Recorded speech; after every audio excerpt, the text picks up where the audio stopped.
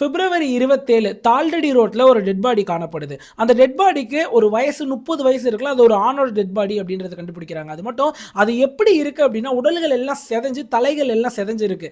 இதெல்லாம் பார்த்த உடனே போலீஸ் கன்ஃபார்ம் பண்றாங்க, இது ஒரு ஆக்சிடென்ட் அப்படின்ட்டு. அதனால சுத்தி உள்ள சிசிடிவி எல்லாமே செக் பண்றாங்க, அங்க உள்ள மக்கள்கிட்ட விசாரணை பண்றாங்க. அப்ப தெரிய வருது ஒரு தார் கார், இந்த விலை உயர்ந்த ஒரு ஜீப் இருக்கும்ல, அந்த காரை வச்சு இந்த ஆக்சிடென்ட் பண்ணியிருக்காங்க அப்படின்னு தெரியுது. அந்த சிசிடிவியை தெளிவா பார்க்கறப்ப தான் போலீஸ்க்கு மிகப்பெரிய அதிர்ச்சி. ஒரு ஆக்சிடென்ட்னா எப்படி இருக்கணும்? சாதாரணமாக ஒருத்தன் கிராஸ் பண்ணுறப்ப ஒரு கார் இடிச்சுட்டு அப்படியே போயிடும், இல்லை இடிச்சுட்டு அந்த இடத்துல கால் நின்றுக்கணும், அப்போ தானே ஆக்சிடென்ட். இதில் எப்படி இருக்குது அப்படின்னா, அந்த ஒரு தார் கார் இவரை இடிச்சு கிராஸ் பண்ணி போயிட்டு திருப்பி ரிவர்ஸில் வந்து ஏற்றிருக்கு, திருப்பி இது போயிருக்கு. இந்த மாதிரி 3-4 தடவை அந்த டெட் பாடி மேலே ஏற்றிட்டு போயிருக்கு. இதை வச்சு போலீஸ் என்ன கன்ஃபார்ம் பண்ணுறாங்க அப்படின்னா, இது ஒரு மர்டர் அப்படின்னு கன்ஃபார்ம் பண்ணுறாங்க. இந்த மர்டருக்கு பின்னாடி இருக்க பொம்பளையோட பேர் ரோஷினி. அவ வந்து ஒரு மனைவி, அதாவது கிஷோர் அப்படின்றவரோட மனைவி. இவங்க 2 பேருக்குள்ள எதனால என்ன நடந்துச்சு, எதனால இவ இந்த கொலையை செஞ்சா, அது மட்டும் இல்லாம தார் காரை வச்சு ஏன் செஞ்சா அப்படின்னு கேட்கறப்ப உண்மையிலே நடுங்கி போயிரு. இவளோட கேவலமான அஃபேர் பத்திலாம் கேட்கறப்ப இவ்வளோ கேவலமாவாடி இருப்பா, அதுவும் இவ்வளோ ஒரு நல்ல புருஷனை வச்சுக்கிட்டு இவ்வளோ கள்ள தொடர்பா உனக்கு அப்படின்னு கேட்க தான் தோணும். உண்மையிலே இந்த நியூஸ் இந்தியாவே உலுக்கிருச்சு அப்படின்னு தான் சொல்லணும். மறக்காம இந்த ஒரு வீடியோ ஃபுல்லா பாருங்க, உங்களுக்கு முழு நியூஸுமே கிடைக்கும். அது மட்டும் இல்லாம நம்ம என்னைக்குமே ஃபுல் டீடைல் ரிப்போர்ட்ஸை மட்டும் தான் நாங்கள் போடுவோம். அதனாலே இதோட உண்மைத்தன்மை 100% உண்மையான கதை. ஸோ மறக்காம வீடியோ ஃபுல்லா பாருங்க. எங்களை சப்போர்ட் பண்ற வகையில் ஒரே ஒரு லைக் கொடுத்துட்டு வீடியோவை கண்டினியூ பண்ணுங்க. உங்களுக்கு இந்த மாதிரி கிரைம் நியூஸ் பார்க்க பிடிக்கும் அப்படின்னா மறக்காம சப்ஸ்கிரைப் பண்ணிக்கோங்க. ஐயா கிஷோரும் ரோஷினியும் ரொம்ப வருஷமே லவ் பண்றாங்க. கிட்டத்தட்ட 7 வருஷம் லவ் பண்ணி 2 பேருமே கல்யாணம் பண்றாங்க. ரோஷினி கிஷோரும் நல்லபடியாக தான் லவ் பண்ணியிருக்காங்க. இந்த கிஷோரோட பேக்ரவுண்ட் என்னன்னு பார்த்தீங்கன்னா, கிஷோர் வந்து ஒரு ஏழ்மையான குடும்பத்தை சார்ந்தவர். கிஷோர் எந்த இடத்துல வேலை பார்க்குறாரு அப்படின்னா, ஒரு ஸ்வீட் ஷாப்ல ஒரு டெய்லி வேஜஸ், அதாவது தினக்கூலியாக தான் வேலை பார்த்துட்டு இருக்காரு. காலையில் கிட்டத்தட்ட 8 மணிக்கு கிளம்பி போயிடுவாராம். காலையில் வீட்டிலேருந்து 6 மணிக்கெல்லாம் கிளம்பி 8 மணிக்கு இவரோட அந்த ஸ்வீட் ஷாப் கடைக்கு போயிட்டு அந்த இடத்துல அவர் வேலை பார்க்குறாரு. கிட்டத்தட்ட நைட்டு 10 மணிக்கு தான் வருவார். லவ் பண்ணுறப்ப சந்தோஷமாக தான் இருந்திருக்காங்க ரோஷினியும் கிஷோரும். நாளடைவில் என்ன நடக்குது அப்படின்னா, கிஷோர் என்ன செய்கிறாங்க அப்படின்னா, ரோஷினி ஒரு படித்த பொண்ணு, நல்லபடியாக படித்து ஒரு டிகிரி வச்சிருக்காங்க. இதனாலே கிஷோர் என்ன சொல்கிறாரு அப்படின்னா, இந்த சமூகத்தில் நீ ஒரு பயங்கரமான பெண்ணாக இருக்கணும்னா நீ ஒரு ஆஃபீஸர் ஆகணுமா, அதனால நான் டெய்லி வேலைக்கு போகிறேன், நீ வீட்டில் சந்தோஷமாக இரு, உனக்காண்டி எவ்வளோ ஃபீஸ் வேணாலும் நான் கட்டுறேன், அதனால நீ மிகப்பெரிய ஆஃபீஸர் ஆகணும் அப்படின்னு பல கோச்சிங் கிளாஸஸ் சேர்த்து விடுறாரு. அது மட்டும் இல்லாமல் இன்னும் நம்மளோட பொண்டாட்டி வந்து நம்ம நாலேஜபிளாக இருக்கணும் அப்படின்றதுக்காக பலவிதமான கம்ப்யூட்டர் கிளாஸஸ் பொண்டாட்டியை சேர்த்து விடுறாரு. அதாவது அந்த ஊர் மக்கள் என்ன சொல்றாங்க அப்படின்னா, கிஷோரோட மாத வருமானம் 23,000 ரூபாயாம். இந்த ரோஷினிக்கு மட்டும் ஒரு ஃபீஸ் காட்டுறாரு இல்ல, இந்த ஆன்லைன் கிளாஸஸ், இந்த மாதிரி கவர்மெண்ட் எக்ஸாமுக்கு இவங்க படிக்கிறதுக்காக கோச்சிங் சென்டர்ஸ், கம்ப்யூட்டர் கிளாஸஸ், இது மட்டுமே 17,000 ரூபாய்க்கு ஃபீஸ் கட்டுவாராம். பாருங்க, 23,000 ஒரு மனுஷன் சம்பாரிச்சுட்டு தான் பொண்டாட்டி நல்லபடியா ஒரு ஒரு சமூகத்தில் ஒரு பெரிய ஆள் ஆகணும் அப்படின்ட்டு 17,000 ரூபாய்க்கு ஃபீஸ் கட்டி படிக்க வச்சுட்டே இருந்திருக்காரு. என்ன நடக்குது அப்படின்னா, இவருக்கே தெரியாம அந்த பொண்டாட்டி தேவையில்லான வேலைகள்லாம் செய்ய ஆரம்பிச்சிருக்காங்க. இந்த ரோஷனியுமே எப்படின்னா, காலைல 7 மணிக்கெல்லாம் இங்கேருந்து பஸ் ஏறி, அந்த வில்லேஜ்லேருந்து பஸ் ஏறி சிட்டிக்கு போயிட்டு சிட்டிலேருந்து ஆட்டோ எடுத்து அந்த கோச்சிங் சென்டருக்குலாம் போயிட்டு இருந்திருக்கா. அப்படி அந்த ஆட்டோவில் போகிறப்ப தான் ஒருத்தன் பழக்கம் வரும், அவன் பேர் நிலேஷ். அவனோட ஃபோட்டோ அந்த இடத்துல பாருங்களேன். ஃபர்ஸ்ட் இவனை மாதிரி ஒரு ஆள்லாம் பார்த்தாலே பெண்களுக்கு லைட்டாக பயம் வருங்கயா. நான் வந்து இந்த மாதிரி உருவகேலி பண்ணுறதா நினச்சிருக்காதீங்க. இந்த மாதிரி ஒருத்தனை பார்த்தாலே ஒரு பேசுறதுக்கே பயம் வரும். ஆனால் இவன் இந்த ரோஷினி என்ன செஞ்சிருக்கா அப்படின்னா, சிரிச்சு சிரிச்சு வந்துட்டு பேசியிருக்கா. இவனும் என்னால் சிரிச்சு சிரிச்சு பேசியிருக்கான். இவனும் ரோஷினிட்ட சொல்லியிருக்கான், நான் டெய்லியுமே உங்களை கொண்டு போய் விடுறேன், நான் உங்களை ஃப்ரீயாகவே விடுறேன், ஏன்னா உங்களை மாதிரி பெண்கள்லாம் படிச்சு ஒரு ஆஃபீஸர் ஆனால் நம்ம நாட்டுக்கு தானே நல்லது அப்படின்ட்டு நார்மலாக பேச்ச போட்டிருக்கான். அது ரோஷினிக்கு ரொம்ப ரொம்ப பிடிச்சி போயிடுச்சு. பரவாயில்லையே, நம்மளுக்காக இவன் எவ்வளோ பண்ணுறானே அப்படின்ட்டு. இதனாலேயே டெய்லியுமே ரோஷினி இந்த காசை வந்து நம்ம சேமிக்கலாம் அப்படின்னு இந்த நிலேஷ் கூட போயிட்டு இருந்திருக்கா. நாளடைவில் என்ன ஆகுது அப்படின்ட்டா, நிலேஷ் போகிற போகல இவள்கிட்ட ரோஷினிட்ட என்ன பேசியிருக்கான், மேடம் ரொம்ப ஸ்ட்ரெஸ்ஸாக இருக்க மாதிரி தெரியுது, வாங்க நம்ம பார்க்குக்கு போகலாமே, நம்ம இந்த மாதிரி காஃபி குடிக்க போகலாமே அப்படின்ட்டு இந்த மாதிரி சொல்ல ஆரம்பிச்சிருக்கான். ரோஷினி ஆமால நம்ம டெய்லி போய் படிச்சுக்கிட்டே இருக்கோம், நம்ம கொஞ்சம் ஸ்ட்ரெஸ் ஃப்ரீயாக இருந்துட்டு வரலாம் அப்படின்ட்டு நிலேஷோட அங்கங்கே போயிட்டு இருந்திருக்க காஃபி ஷாப்ஸ் இந்த மாதிரி. இது நாளடைவில் தப்பான காதலாக மாறுது. ஸோ ஓப்பனாகவே 2 பேரும் பேசிக்கிறாங்க. நிலேஷும் ரோஷினியும், எனக்கு வந்து உன் கூட இருக்கிறதுக்கு ரொம்ப பிடிச்சிருக்கு, ஆனால் என் கணவன் வந்து ரொம்ப வேஸ்ட், அவன் காலையில் போனானா நைட்டு 10 மணிக்கு தான் வரான், அது மட்டும் இல்லாமல் இப்போலாம் முன்ன மாதிரி எனக்கு காசே கொடுக்கறது இல்லை, சேமிக்கணும் சேமிக்கணும் சேமிச்சுக்கிட்டு இருக்கான், ரொம்ப கஞ்ச பீஸ் நிறையா இருக்கான் அப்படின்ற மாதிரி இந்த ரோஷினி நிலேஷ்ட புலம்பியிருக்கா. நிலேஷும் பார்த்தீங்கன்னா அவன் ஆட்டோ ஓட்டி சம்பாரிச்ச காசை எல்லாத்தையுமே ரோஷினிக்கு செலவு பண்ணிட்டே இருந்திருக்கான். இதில் ரோஷினிக்கு முழுக்க முழுக்க நிலேஷை பிடிச்சி போயிடுது. இது என்ன நடக்குது அப்படின்னா, நாளடைவில் இவ கோச்சிங் கிளாஸுக்கே போகாமல், அதாவது முன்னரையாவது அவங்க என்ன சொல்கிறாங்க அப்படின்னா, வாரத்தில் 5 நாள் தான் இந்த கோச்சிங் கிளாஸ் இருக்குமா, சனி ஞாயிறு டெஸ்ட் பேட்ச், அதனால நீங்கள் வீட்டில் இருந்தே டெஸ்ட் எழுதலாம் அப்படின்ற மாதிரி சொல்லிடுவாங்களா. இந்த சனி ஞாயிறு என்ன செஞ்சிருக்கா, எனக்கு கிளாஸ் இருக்குது அப்படின்னு வீட்டை விட்டு வெளியே வந்திருக்கா. இந்த சனி ஞாயிறு 2 நாளுமே என்ன செய்வாலாம் அப்படின்னா, எனக்கு வந்து அதிகமாக ஃபீஸ் கட்டணும் அப்படின்ட்டு நிறைய பணம் வாங்கியிருக்கா தன்னோட புருஷன்டேந்து. நான் நீ தானடா சொல்கிறேன் நான் ஆஃபீஸர் ஆகணும் அப்படின்ட்டு, எனக்காக காசு கட்டு, நிறைய ஃபீஸ் கேட்குறாங்க அப்படின்னு கேட்டு கேட்டு அவ்வளோ ஃபீஸ் வாங்கியிருக்கா. அந்த ஃபீஸ் எல்லாம் என்ன செஞ்சான்னு கேட்டால் தான் ரொம்ப அதிர்ச்சியா இருக்கும். இந்த சனி ஞாயிறு இருக்குல்ல, இந்த சனி ஞாயிறு 2 நாள் தான் ரோஷினியும் நிலேஷும், அதாவது ரோஷினியோட கள்ளக்காதலனும் ரோஷினி 2 பேரும் தனிமையில் அதிகமாக இருப்பாங்களாம். இதுக்காக அந்த ஃபீஸ் காசு எல்லாத்தையுமே தப்பான ரூம் எடுத்து அதில் தப்பான வேலைகள் செய்யறதுக்கு செலவு பண்ணிட்டு வந்திருக்கானுங்க. இது எதுவுமே கிஷோருக்கு தெரியவே தெரியாதுங்க.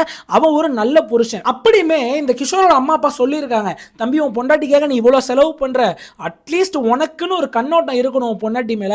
நீ இந்த மாதிரி வந்து காலையில ஒரு பொண்டாட்டி 7 மணிக்கு முடிஞ்சு நைட்டு 10 மணிக்கு வர அப்படின்னா நீ எந்த ஒரு கேள்வியுமே கேட்க மாட்டேற, ஏன் இப்படி இருக்கு அப்படின்ட்டு கிஷோரோட அம்மா அப்பா டெய்லியுமே கேட்டிருக்காங்க. அது கிஷோர் பெருசாக கண்டுக்கவே இல்லை. ஏன்னா 7 வருஷம் லவ் பண்ணியிருக்காங்க. அதனாலே அந்த ஒரு அவ்வளோ பெரிய நம்பிக்கை. இந்த நிலேஷோட தப்பா இருந்துட்டு இருக்க ரோஷினி அது எதுவுமே தெரியல. இது நாளடைவுல என்ன ஆகுது அப்படின்னா, நிலேஷ் ரோஷினிக்கு இந்த தப்பான பழக்கங்கள்லாம் அறிமுகப்படுத்துறான். அந்த சரக்கு இன்னும் வேற சில விஷயங்கள் அதெல்லாம் யூடியூப்ல சொல்ல முடியாது, அதெல்லாம் பழக்கப்படுறா. ரோஷினி அதுக்கும் அடிக்ட் ஆயிட்டா. இப்போ பாருங்க, ஒரு ஆஃபீஸர் ஆகணும் பொண்டாட்டி அனுப்புனா அவ குடிகாரியா மாறி கேவலமான செயல்கள்லாம் செஞ்சு, இதுக்கப்புறம் இன்னொரு கேவலமான செயல்கள், மல்டிபிள் ஆண்கள் கூட தப்பான உறவுல இருக்குது. இந்த நிலேஷோட ஃப்ரெண்டுங்க திப்பேந்தர் குல்தீப் அப்படின்னு 2 பேர் இருக்கானுங்க. அவனுங்களும் அதே ஆட்டோ ஓட்டுறவனுங்க தான். இந்த ரோஷினிக்கு அவனுங்க கூட பழக்கம் ஏற்படுது. இதுக்கப்புறம் என்ன நடக்குதுன்னா, இவனுங்க எல்லாமே ஒரே ரூம்ல ஒன்னா இருக்க ஆரம்பிக்கிறானுங்க. இதுவுமே ரோஷினிக்கு பிடிச்சதான் ஆரம்பிக்கிறானுங்க. ஆரம்பத்தில் ரோஷினி இதுக்கு மறுத்தாலுமே நிலேஷ் கன்வின்ஸ் பண்ணி நம்ம ஜாலியா இருக்கிறதுக்கு தான் வாழ்க்கை, நம்ம என்ன வேணாலும் செய்யலாம், நம்ம சந்தோஷமா இருக்கும் பட்சத்தில் அப்படின்ட்டு நிறையவே பிரெயின் வாஷ் பண்ணியிருக்கான் அப்படின்னு சொல்றாங்க ரோஷினி. நான் என்ன கேட்கிறேன், பிரெயின் வாஷ் பண்ணாலும் உனக்கு எங்க மூளை போகுது? நீ என்ன சோற தானே சாப்பிட்றியா, இல்லை வேற எதனா பாத்ரூம்ல எதிர்த்து சாப்பிட்றியா அப்படின்னு தான் கேள்வி கேட்கணும் மாதிரி இருக்கு. இவங்க கூட போய் தனியான உறவுல இருந்திருக்கு. அதாவது யாருமே தனியா இல்லைங்க, எல்லாருமே ஒரே ரூம்ல ஒன்னாவே இருந்திருக்கானுங்க. இப்பதான் மிகப்பெரிய பிளான் போடுறானுங்க. இங்க கிஷோருக்கு என்ன நடக்குது அப்படின்னா, ரோஷினியோட புருஷனுக்கு கொஞ்சம் பினான்சியலா லோ ஆகுறான். அதனால என்ன சொல்றான் அப்படின்னா, நீ இதுவரையும் கிளாஸ் போனதெல்லாம் போதும், இதுக்கு மேல ரொம்ப கடன் ஆயிருச்சு, நம்மளால சுத்தமா கடன் அடைக்க முடியல. அது மட்டும் இல்லாம என்னோட ஸ்வீட் ஷாப்ல ரொம்ப வியாபாரமும் ரொம்ப கம்மியா இருக்கு, அதனாலே என்னோட ஓனர் எனக்கு நிறைய முன்ன மாதிரி காசு கொடுக்க மாட்டாரு, கொஞ்ச நாள் நீ வீட்டிலே படி, நம்ம ஓரளவு பினான்சியலா மேல வந்த அப்புறம் நீ அதுக்கப்புறம் வந்து கிளாஸஸ் போய் படிக்கலாம் அப்படின்னு சொல்ல ஆரம்பிக்கிறாரு. இது ரோஷினிக்கு சுத்தமா பிடிக்காம போகுது. இந்த இடத்துல ரோஷினிக்கும் அந்த நிலேஷுக்கும் உள்ள தொடர்பு கட் ஆகுது. ஏன்னா ரோஷினியால வெளியில போக முடியல இல்லையா. அப்ப என்ன செய்யறா அப்படின்னா, போன்ல பேச ஆரம்பிக்கிறா. கிட்டத்தட்ட பல மாசங்கள் போன்ல பேசிக்கிட்டே இருக்கா. ஒரு கட்டத்துக்கு மேல நிலேஷை பார்க்காம இருக்க முடியல, குல்தீபை பார்க்காம இருக்க முடியல. என்ன தெரியுமா அங்க செஞ்சா, ஒரு பிளானை போடுறா. எப்படியாவது இவனை கொலை பண்ணிடணும், இவனை கொன்னுட்டா நம்மளுக்கு தடைகள்லாம் நீங்கிடும் அப்படின்ற மாதிரி ஒரு பிளான் போடுறான். இந்த இடத்துல தான் பயங்கரமான ஒரு ஸ்ட்ராட்டஜி யூஸ் பண்றானுங்க. நேரடியாக கொண்டாதானே போலீஸ் நம்மளை பிடிக்கும், நம்ம ஏன் இது ஒரு ஆக்சிடென்ட் மாதிரி சித்தரிச்சிடக்கூடாது அப்படின்ட்டு என்ன செய்யறானுங்க அப்படின்னா, தார் கார் வாங்குறானுங்க. எதுக்காக அந்த ஸ்பெஷலா தார் காரை வாங்குறானுங்க அப்படின்னா, அதுவுமே முழு காசு போட்டுலாம் வாங்கல, ரெண்டுக்கு எடுக்கிறானுங்க. எதுக்காக எடுக்கிறானுங்க அப்படின்னா, அந்த ஒரு ஊர்ல தார் கார் வச்சிருந்தாலே என்ன அர்த்தம் அப்படின்னா, ரொம்ப பறப்பானுங்க. அதாவது ரோட்ல மின்னல் வேகத்துல பறப்பானுங்க. இப்படி நம்ம ஊர்ல கேடிஎம் பைக்கு இந்த பைக்லாம் பறப்பானுங்களே, அவனுங்களாம் பைக் ஓட்ட மாட்டானுங்க, பறப்பானுங்க நம்ம சொல்லுவோம்ல. அந்த மாதிரி அந்த ஊர்ல தார் வச்சிருக்கவங்களாம் ரொம்ப வேகமாக தான் ஓட்டுவாங்க, பெரிய குடும்பத்து ஆளுங்க அப்படின்ற மாதிரி ஒரு விஷயங்கள் இருக்கு. ஸோ அதனால தாரை வச்சு ஆக்சிடென்ட் பண்ணிட்டா இது ஒரு ஆக்சிடென்ட் சித்தரிச்சிடலாம் அப்படின்னு பிளான போடுறானுங்க. இதுக்காக தாரையும் ரெண்ட் எடுக்கிறாங்க. கரெக்டா பிப்ரவரி 27 வருது. இந்த ரோஷினி போய் தன்னோட கணவன் கிஷோர்கிட்ட போய் அழுவ ஆரம்பிக்கிறான். அந்த மாதிரி ஊர்ல இருக்க என்னோட தங்கச்சிக்கு ரொம்ப முடியலையாங்க, இந்த மாதிரி வீட்டில் பார்த்துக்க முடியல அப்படின்னு சொல்றாங்க. இங்க அழைச்சிட்டு வந்தா நானாவது கொஞ்ச நாள் பார்த்துப்பேன், ஒரு 10 நாள் நம்ம வீட்டில் தங்கட்டும், உடம்பை தேத்தி விட்டு என் தங்கச்சி அனுப்பலாங்க அப்படின்னு காலில் விழுந்து கதறா. கிஷோருக்கு ரொம்ப மனசு ரொம்ப இதாயிருச்சு. ஏன்னா என்னடா தன்னோட பொண்டாட்டி இந்த காலில் விழுந்து தங்கச்சியை கூட்டு வந்து இங்கே வைக்கணும்னு சொல்றாரு. சரி இவளுக்காகயாவது நம்ம வந்து அதை செய்வோம் அப்படின்ட்டு, சரி இருமா நான் போய் கூட்டிட்டு வரேன் அப்படின்ற மாதிரி சொல்றாரு கிஷோர். சரிங்கன்னு சொல்லிட்டு இவர் நைட்ல அனுப்பி வைக்கிறார். நீங்க நைட்ல போய் கூட்டு வந்துருங்க, அப்பதான் ரோட்லாம் ரொம்ப ஃப்ரீயா இருக்கும், நீங்க ஃப்ரீயா போயிட்டு வந்துடலாம். பகல்ல போனீங்கன்னா ரொம்ப டிராஃபிக்கா இருக்கும், அவளுக்கே ஆல்ரெடி முடியல, நின்று வந்தா சரி வராதுங்க அப்படின்ற மாதிரி சொல்றான். சரின்னு கிஷோரும் நைட்டு வண்டி எடுக்கிறாப்புல, தன்னோட பைக்கை, சாதாரண பைக் தான், பைக்கை எடுத்துட்டு போக ஆரம்பிக்கிறாரு. இங்க என்ன பண்ற, ரோஷினி உடனே கால் பண்ணி நிலேஷ் எல்லாம் ரெடியா இருக்க சொல்றா. இந்த மாதிரி என் புருஷன் வந்துட்டு இருக்கேன், ரெடியா இருங்க, அடிச்சு தூக்கிடுங்க அப்படின்ட்டு. என்ன செய்யறானுங்க இவனுங்களும், தார ரெடியா இருக்கானுங்க. கரெக்டா அந்த தில்டாடி ரோட்ல கிஷோர் பைக்ல வந்துகிட்டே இருக்காரு. பைக்ல வந்துகிட்டே இருக்கப்ப பின் வழியால கிஷோரை தாக்கியிருக்காங்க. ஏன்னா மின் வழியே வந்து அடிச்சா வந்து நவுந்துருவான், சைடு வழியில அடிச்சாலும் வந்து அந்த அக்யூரசி மிஸ் ஆயிரும் அப்படின்றதுனால பின்னாடியே ஃபாலோ பண்ணிட்டு வந்துருங்க தார்ல. கிட்டத்தட்ட 130 கிலோமீட்டர் வேகத்தில் அந்த கார்ல வந்து ஒரே அடி அடிக்கிறானுங்க. அடிச்சதுலேயே ஒரு ஸ்பாட் அவுட் அப்படின்னு சொல்றாங்க. அதாவது அடிச்சுட்டு அவங்க மூவ் பண்ணிட்டாருங்க, மூவ் பண்ணிட்டு பிரேக் அடிச்சு பின்னாடி திரும்பி பாக்குறானுங்க. கிஷோர் ஒரு மாதிரி இழுத்துட்டு இருந்திருக்காரு. இவன் அப்படியே விட்டா உயிர் பொழைச்சிரும் அப்படின்னு ரிவர்ஸ்ல வந்து ஏத்திருக்கானுங்க. திருப்பி லைட்டா மூவ்மெண்ட் இருந்திருக்கிறதுனால 3-4 தடவை வந்து தாரை விட்டு ஏத்திருக்கானுங்க. என்னடா இது அப்படின்ட்டு எல்லாருமே ஊர் மக்கள் அங்கே யாருமே இல்லை, இருந்தாலும் ஒரு சில பேர் இதெல்லாம் பார்த்துருக்காங்க. அடிச்சுட்டு இவன் மூவ் பண்ணி போயிட்டான். அதுக்கப்புறம் போலீஸ் எல்லாமே பிடிக்கிறாங்க. அப்படியுமே வந்து அந்த தார் கார் சஸ்பெக்ட், என்னதான் சிசிடிவி ரெக்கார்டு எல்லாம் இருந்தாலுமே அந்த தார் காரை யாருனாலையும் முழுசா ஸ்பாட் பண்ண முடியல. என்னதான் சிசிடிவி கேமரால அங்கங்க அந்த கார் பதிவா இருந்தாலுமே நிறைய பிளாக் ஸ்பாட்ஸ் இருந்திருக்கு, அதாவது சிசிடிவி இல்லாத ஏரியா இருந்திருக்கு. அதனால ஒரு இடத்துக்கு மேல அந்த கார் எங்கிட்டு டிராவல் ஆகி போனது அப்படின்றது போலீஸ்க்கு தெரியவே முடியல. கிட்டத்தட்ட 4-5 நாள் ஆகுது போலீஸால இது வந்து ஒரு கொலை அப்படின்றத கண்டுபிடிக்கவே முடியல தெளிவா. இதுக்கப்புறம் என்ன செய்றாங்க அப்படின்னா, சரி ஓகே சிடிஆர் எடுத்து செக் பண்ணுவோம் அப்படின்ட்டு, அதாவது கால் டீடைல் ரெக்கார்டு அப்படின்ட்டு சொல்லுவாங்க. அதை எடுத்து செக் பண்ணுவோம் அப்படின்ட்டு இந்த கிஷோர் இறந்தாரு இல்லையா, அவரோட ஃப்ரெண்ட் சர்க்கிள், அவரோட ஃபேமிலி எல்லாரையும் செக் பண்றாங்க. இந்த இடத்துல போலீஸ்க்கு ஒரு மிகப்பெரிய அதிர்ச்சியான தகவல் கிடைக்குது. ஏன்னா இந்த ரோஷினி இருக்கால, ரோஷினியோட போனை செக் பண்றவங்க ஒரு நாளைக்கு 20-30 கால் ஒரே நம்பருக்கு போயிருக்கு. அது எப்படி ஒரே நாளையில 20-30 கால் போயிருக்கும் அப்படின்ட்டு முதல்ல நார்மலா சரி ஃப்ரெண்டு கூட பேசலாம் அப்படின்ட்டு இந்த நிறைய ஆப்ல எல்லாம் போட்டு செக் பண்ணி பாக்குறாங்க. அப்ப அது ஒரு ஆணோட நம்பர் அப்படின்னு தெரிய வருது. சரி எத்தனை மணி நேரம் பேசியிருக்காங்க அப்படின்னு செக் பண்ணி பாருங்க. ஒரு நாளைக்கு 7 மணி நேரத்துல 8 மணி நேரம் வரைக்கும் பேசியிருக்காங்க அப்படின்னு தெரியப்படுது. அது எப்படி ஒரு கல்யாணமான ஒரு மனைவி இன்னொரு ஆண் கூட எப்படி 7 மணி நேரம் 8 மணி நேரம் பேசுவோம் அப்படின்னு என்ன செய்யறாங்க அப்படின்னா, இவர் இறந்தார் இல்லையா பிப்ரவரி 27, அந்த அன்னைக்கான சிடிஆர் எடுத்து செக் பண்ணிருக்காங்க. அப்பதான் ரோஷினி கிட்டத்தட்ட தொடர்ச்சியா 57 தடவை கால் பண்ணியிருக்காங்க. யாருக்கு? நிலேஷ்க்கு.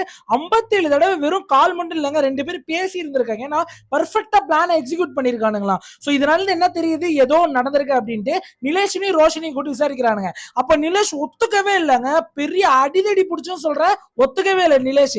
ரோஷினி என்ன பண்றா, பயந்துட்டா. ரோஷினியோட எப்படி சொல்றாங்க அப்படின்னா, நிலேஷ் எல்லாத்தையும் ஒத்துக்கிட்டான், ஒழுங்கு மரியாதை நடந்ததை சொல்லு, உன்னோடைய அந்த தண்டனை காலத்தை நாங்க கம்மி பண்ண ட்ரை பண்ணுவோம் அப்படின்னு சொல்லியிருக்காங்க. உடனே ரோஷினி எல்லாத்தையுமே சொல்றா. ஆமாங்க 7 வருஷமா லவ் பண்ண, காதலிச்சேன், அவனை கல்யாணம் பண்ண, ஆனா ஒரு தினக்கூலி அவன் சந்தோஷமே பார்க்கல. ஆனா நிலேஷ் ஒரு சாதாரண ஆட்டோ டிரைவர், என்ன டெய்லியுமே சந்தோஷப்படுத்தின. அது மட்டும் இல்லாம அவன் கூட இருந்தப்பதான் நம்ம என்னோட வாழ்க்கையே முழுமையா இருந்துச்சு, அதனாலதான் நான் இதை செஞ்சேன் அப்படின்ட்டு அவ்வளவு ஓப்பனா சொல்லியிருக்கா. போலீஸ் எல்லாருமே அரெஸ்ட் பண்ணி இப்ப ஜெயில வச்சிருக்காங்க. இன்னும் தண்டனை இன்னும் வழங்கல. இதுக்கு வந்து இப்போ வந்து கேஸ் போய்கிட்டே இருக்கு. கண்டிப்பா மிகப்பெரிய தண்டனை தான் கொடுப்பாங்க அப்படின்றத நம்ம நம்புவோம். உங்கள்ட்ட நான் ஒரே ஒரு விஷயம் கேட்டுக்கிறேன். அவ்வளவு நேரம் எடிட் பண்ணி கஷ்டப்பட்டு வீடியோ கொடுக்குறதுனால ஒரே ஒரு லைக் மட்டும் கொடுங்க. நீங்க சப்ஸ்கிரைப் கூட பண்ண தேவையில்ல. ஒரு லைக் கொடுத்தனால எங்களோட ஒரு முயற்சிக்கு ஒரு சின்ன பாராட்டா நாங்க அதை எடுத்துப்போம். எங்களை மாதிரியான உண்மையான கிரைம் ஸ்டோரியை டீடைல்டு ரிப்போர்ட்டை பார்க்கணும்னா மட்டும் நம்ம சேனலை சப்ஸ்கிரைப் பண்ணிக்கோங்க. தேவையில்லாம நாங்களா ஒரு கதையை உருவாக்கி உங்கள்ட்ட பேசுறதுக்காக இந்த சேனல் ஓபன் பண்ணப்படவே இல்லை. இந்த மாதிரியான கிரைம் கதைகளை உங்களுக்கு வழங்கணும். எல்லாருமே இந்த மாதிரி கிரைம் கதைகள் பார்க்கறது எதுக்காக, ஒரு இன்ட்ரெஸ்டிங் ஃபேக்டருக்காக, இன்னொரு முக்கியமான விஷயம் ஒரு அவேர்னஸ்க்காக தான் நாங்க இந்த மாதிரியான அவேர்னஸ் உங்கள்ட்ட கொடுக்கணும் அப்படின்னு நினைக்கிறோம். ஏன்னா எந்த ஒரு பிரச்சனைக்குமே ஒரு கிரைம் தீர்வே கிடையாதுங்க. எந்த ஒரு பிரச்சனையுமே உட்கார்ந்து பேசினாலோ இல்ல மனசு விட்டு பேசினாலோ சரியாயிரும். இந்த இடத்துல பாருங்களேன், ரோஷினி அழகா ஓப்பனா தன்னோட புருஷனான கிஷோர்கிட்ட, நீ இந்த மாதிரி டெய்லி தினக்கூலி போறது எனக்கு பிடிக்கல, எனக்கு நிறைய காசு வேணும், தயவு செஞ்சு என்ன டிவோர்ஸ் பண்ணிரு, எனக்கு நான் பிடிச்ச வாழ்க்கையை பாத்துக்கிறேன் அப்படின்னு சொல்லியிருந்தா கண்டிப்பா ஒரு கேஸ் போயிருக்கும். கண்டிப்பா ரோஷினிக்கான டிவோர்ஸ் கிடைச்சிருக்கும். அதுக்கப்புறம் அந்த நிலேஷ் கூட போய் நிம்மதியா இருந்திருக்கலாம். தேவையே இல்லாம நிலேஷோட ஒன்னா இருக்கணும்ன்றதுக்காக கிரைம்ன்ற ஒரு யுக்தியை கையில எடுத்து இப்ப மாட்டிக்கிட்டு கம்பி என்ன போறா.